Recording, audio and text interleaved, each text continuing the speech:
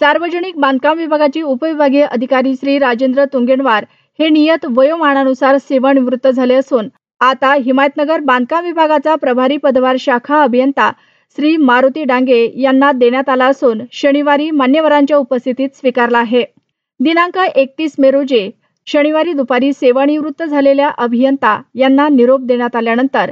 उपविभागीय अधिकारी तथा अभियंतापदी मारुती डांगे यांची नियुक्ती देत पदभार सोहळा थाटात संपन्न झाला। आतापर्यंत हिमायतनगर तालुक्यातील बहुतांश विकास कामे मार्गी लागली असून काही कामे पूर्णत्वास जात आहेत। ही कामे लवकरात लवकर पूर्ण कसे करता येईल आणि नवीन विकास कामे पाठपुरावा करून मार्गी लावण्यासाठी आपल्या सर्वांच्या सहकार्याची आवश्यकता आहे, असे म्हणत कर्तव्य तत्पर राहून शहर व ग्रामीण भागातील विकास कामे पूर्ण करून घेण्यासाठी प्रामाणिक प्रयत्न करणार असल्याचे आश्वासन नवनिर्वाचित उपविभागीय अभियंता मारुती डांगे यांनी यावेळी दिले।